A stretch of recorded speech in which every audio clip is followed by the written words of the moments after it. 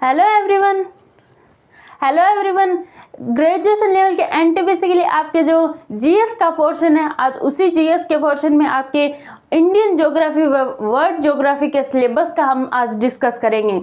तो हम पहले इंडियन ज्योग्राफी के सिलेबस का डिस्कस करेंगे, फिर हम वर्ल्ड ज्योग्राफी की ओर चलते हैं।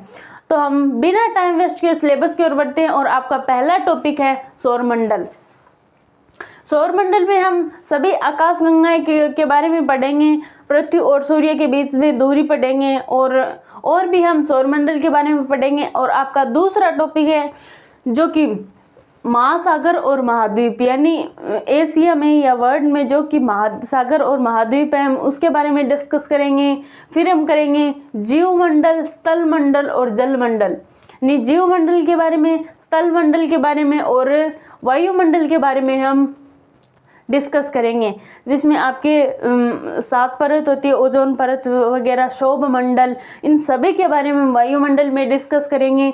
जल मंडल व स्थल मंडल में भी डिस्कस करेंगे। अब आपके तीसरा पॉइंट आता है आपके अक्षांश व देशांतर। अक्षांश व देशांतर के बारे में हम डिस्कस करेंगे, जिसमें भारत की स्थिति कहाँ है, भारत में कितने अक्षांशीय विस्तार है, कितना देशांतरीय विस्तार है, उनके बारे में भी हम डिस्कस करेंगे। आपका चौथा पॉइंट है पृथ्वी के विभिन्न ताप क्षेत्र, यानी पृथ्वी पे जितने भी तापीय क्षेत्र हैं उसके बारे में भी हम डिस्कस करेंगे।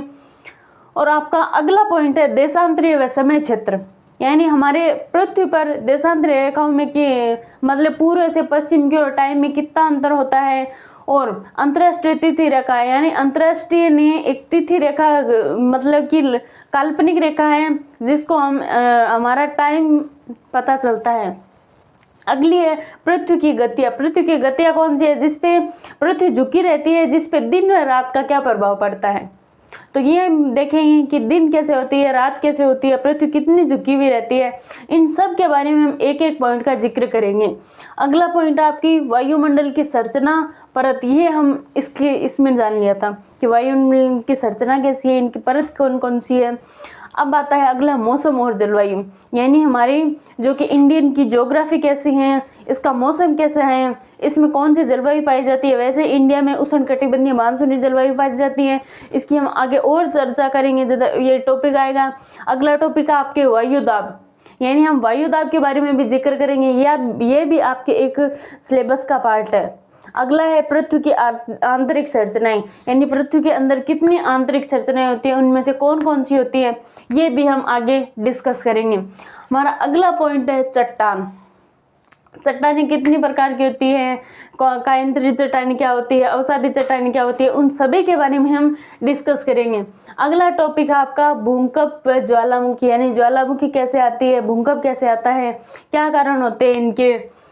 अगला है भू आकृतियाँ, यानी जैसे कि पहाड़ी क्षेत्र, पठारी क्षेत्र, मैदानी घास के मैदान, इन सभी के बारे में हम डिस्कस करेंगे। जैसे अरावली पर्वतमाला है, प्रायद्वीपीय पठारी क्षेत्र है, मध्यवर्ती पठारी क्षेत्र है, तटीय समूह, इन सभी के बारे में आगे चल के डिस्कस करेंगे। ग्लेशियर द्वारा निर्मित स्थल रूप, यानी जो कि ग्लेशियर के आधार पर जो कि एक स्थल रूप तैयार हो जाता है, हम उसी के बारे में भी डिस्कस करेंगे। जैसे ये भूजल के आधार पर भी एक स्थल रूप निर्मित हो जाता है। हवा की क्रिया द्वारा, जैसे बालू का स्तूप के द्वारा हवा की जो क्रिया के द्वारा एक नया भूस्थल तैयार हो जाता है, हम उसी के बारे में भी आगे चल के डिस्कस करेंगे। अब आता है अगला भारतीय उपमहाद्वीप, यानी भारतीय हमने महाद्वीप की चर्चा करते हैं, फिर हम उपमहाद्वीप की चर्चा करते हैं। भारत में कितने टोटल उपमहाद्वीप भी है। अगला है मृदा जल नदी घाटी परियोजना, यानी इंडिया में कौन कौन सी मृदा पाई जाती है, कौन कौन सी नदियां हैं, समुद्र है, और इसमें कैसा जल पाया जाता है, खारा जल पाया जाता है, मीठा जल पाया जाता है, इसकी कौन कौन सी नदी घाटी परियोजना है। और ये भी हम डिस्कस करेंगे। जनसंख्या कितनी है, जनसंख्या घनत्व कितना है, साक्षरता कितनी है, इन सभी के बारे में हम आगे चल के डिस्कस करेंगे। अगला टॉपिक आपकी भारतीय वन्य जीव अभयारण्य राष्ट्रीय उद्यान, यानी भारत में कितने वन्य जीव हैं, कितने राष्ट्रीय उद्यान हैं, सिंचाई व बिजली के लिए कौन कौन सी परियोजना चलाई गई है। तो ये था हमारा जो कि इंडिया का ज्योग्राफी का सिलेबस। अब आते हैं हम वर्ल्ड सिलेबस की ओर। अगर आप कोई भी एग्ज़ाम दे रहे हो तो पहले सबसे पहला काम है आपका उस एग्ज़ाम का आपका सिलेबस याद होना चाहिए, यानी वो सिलेबस आपके कंठस्थ होना चाहिए, फिर ही आप अगली सीढ़ी चढ़ पाओगे, फिर भी आप एग्ज़ाम के लिए तत्पर होगे। तो अब हम बिना टाइम वेस्ट किए आते हैं विश्व की ज्योग्राफी यानी वर्ल्ड ज्योग्राफी। पहले हम इसमें एशिया का परिचय देखेंगे कि इसकी भौगोलिक स्थिति कैसी है, एशिया का परिचय करेंगे, फिर भारतीय उपमहाद्वीप के भूगोल एवं राजनीतिक देश, राजधानी व देश, यानी एशिया में टोटल कितने देश हैं, इसकी कौन कौन सी कैपिटल है। अगला है प्रसिद्ध स्थल, यानी भारत के कौन कौन से प्रसिद्ध स्थल है, जैसे कि सबसे ऊंची पर्वत चोटी है वो है माउंट एवरेस्ट। उसी प्रकार से हम जो कि प्रसिद्ध स्थल है यानी इंडिया के, उसके बारे में डिस्कस करेंगे। प्रसिद्ध स्थल कौन कौन से हैं, यानी प्रसिद्ध स्थल हमें इंडिया के भी देखने हैं और वर्ल्ड के भी देखने हैं। जैसे प्रसिद्ध स्थल कौन कौन से हैं, महाद्वीप पृथ्वी क्षेत्र, यानी पृथ्वी पे कितने महाद्वीप क्षेत्र हैं उसके बारे में हम डिस्कस करेंगे, और सबसे ऊंची पर्वत चोटी जो कि विश्व में है उसके बारे में भी, और इंडिया में है उसके बारे में। विश्व की सबसे ऊंची पर्वत चोटी है जिसकी माउंट एवरेस्ट। संपूर्ण सीमाएं, यानी सीमाएं कौन कौन सी हैं, जैसे कि अंतर्राष्ट्रीय सीमाएं भी देखेंगे। अब आती है जनजातियां, यानी वर्ल्ड में कौन कौन सी जनजातियां रहती है, पूरे पृथ्वी पे कौन कौन सी जनजातियां रहती है।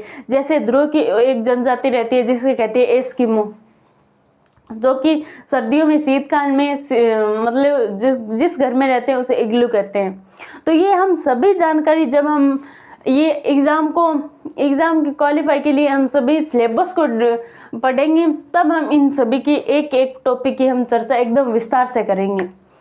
तो आज आपने जो कि इंडियन ज्योग्राफी और वर्ल्ड ज्योग्राफी का सिलेबस देखा, किसके लिए, एनटीपीसी ग्रेजुएशन के लिए। ये आप ग्रेजुएशन लेवल के भी हैं और 12th लेवल के भी हैं। 12th लेवल के इतना डीप नहीं आएगा, ग्रेजुएशन लेवल का ज़्यादा डीप आता है। 12th लेवल में ऊपर से कोई क्वेश्चन उठा के पूछ लिए जाएंगे, मतलब इतना भी इजी नहीं आएगा जितना ग्रेजुएशन का आएगा। ग्रेजुएशन का थोड़ा हार्ड आता है। तो ये हमने आज सिलेबस देखा, और आपको सभी मतलब विषय के आपको जो कि ये सिलेबस है ये प्रोवाइड हो जाएंगे। जैसे हमने एग्ज़ाम पैटर्न को देखा, फिर हम इसके मतलब आगे आपकी जो ये क्लास जो कि स्टार्ट होगी। सबसे पहली क्लास में आपकी ले चुकी हूँ जिसमें हमने अक्षांश रेखाएं व देशांतर रेखाएं पढ़ी। अगली क्लास में हम थोड़ा थोड़ा और डिस्कस करेंगे, हम एक एक टॉपिक को ऐसे कवर करते जाएंगे। इस प्रकार हमने ज्योग्राफी को स्टार्ट किया, उसी प्रकार आपके पॉलिटी, इकोनॉमी, ऐसे करके आपके इसी चैनल पे सारी क्लास आपको अवेलेबल कर दी जाएगी। तो आज के लिए हम इतना ही पढ़ेंगे, आपका सिलेबस डिस्कस हो गया, फिर हम आगे जो कि आगे की प्रक्रिया वो स्टार्टिंग करेंगे। तो आज के लिए इतना ही। अगर आप चैनल पे नए हैं तो चैनल को लाइक करो, सब्सक्राइब करो, अपने दोस्तों के साथ ज़्यादा से ज़्यादा शेयर भी करो, और मिलते हैं नेक्स्ट वीडियो में। तब तक के लिए राधे राधे।